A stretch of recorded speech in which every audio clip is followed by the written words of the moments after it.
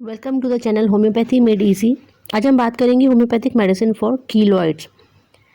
कीलॉइड्स होते क्या हैं? कीलॉइड्स ऐसी स्किन कंडीशन है जब हमें कभी भी स्किन की इंटीग्रिटी ख़त्म होती है या हमें चोट लगती है। अब वो चोट किसी भी तरीके की हो सकती है। आपकी जब भी किसी चोट लगने की वजह से स्किन की इंटीग्रिटी ख़त्म होती है, तो जब हमें पता है कि जब हमें चोट लगती है, तो जब चोट हील होना शुरू करती है, ठीक होना शुरू होती है, तो वहाँ पे एक चोट का निशान बनता है। उसी चोट के निशान के ऊपर अगर कोई अनवांटेड ग्रोथ उसके मार्जिन के ऊपर डेवलप हो जाए, जो कि ब्लैक या रेडिश या ब्राउनिश कलर की हो, और ये होती है कोलाजन के एक्सेसिव डिपोजिशन की वजह से, तो इसे हम कीलॉइड कहते हैं। कीलॉइड का मॉडर्न सिस्टम ऑफ मेडिसिन में सर्जरी के अलावा कोई ट्रीटमेंट नहीं है। होम्योपैथी में कीलॉइड ठीक हो जाता है, लेकिन इसकी शर्त ये है कि आप जितनी जल्दी आपको कीलॉइड ग्रो होता है उतनी जल्दी इसका ट्रीटमेंट स्टार्ट कर दें। अगर आप बहुत ज़्यादा लंबे वक्त तक कीलॉइड को ऐसे ही छोड़ देंगे, उसके बाद ट्रीटमेंट की सोचेंगे, तो इसको ट्रीटमेंट में बहुत ज़्यादा टाइम लगता है ठीक होने में। यूजुअली अगर ये ज़्यादा पुराना कीलॉइड नहीं है, तो ये 1 से 6 महीने के अंदर ये स्कार जो टिश्यू होता है ये धीरे धीरे डिसॉल्व हो जाता है।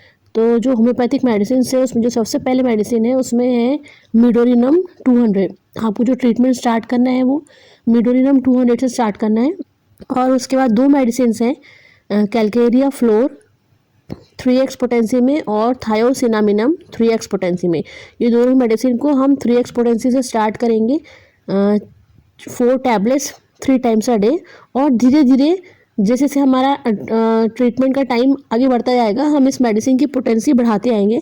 3x के बाद 6x, उसके बाद 12x, ऐसे हम इस पोटेंसी को इंक्रीज करते आएंगे। तो थायोसिनामिनम और कैलकेरिया फ्लोर ये सभी पेशेंट्स को लेनी है, और मिडोरिनम से हमें ट्रीटमेंट स्टार्ट करना है। उसके बाद अगर आपको जो कीलॉइड हुआ है वो किसी बर्न इंजुरी के बाद हुआ है, मतलब आपने कहीं जला था, उसके बाद वहाँ उस जगह अगर आपको ये कीलॉइड डेवलप हुआ है, तो आपकी जो मेडिसिन है वो है कॉस्टिकम 200। इसे आपको वीक में एक बार लेना है जब तक आपका ट्रीटमेंट चल रहा है तब तक। और अगर ये जो कीलॉइड आपको डेवलप हुआ है वो आफ्टर वैक्सीनेशन हुआ है, अगर आपने कोई वैक्सीन ली है और उस जगह पे, उस स्पॉट पे, वैक्सीनेशन के स्पॉट पे अगर आपको कीलॉइड डेवलप हुआ है या वैक्सीनेशन लेने के बाद डेवलप हुआ है, तो जो आपको होम्योपैथिक मेडिसिन होती है वो है थूजा 200।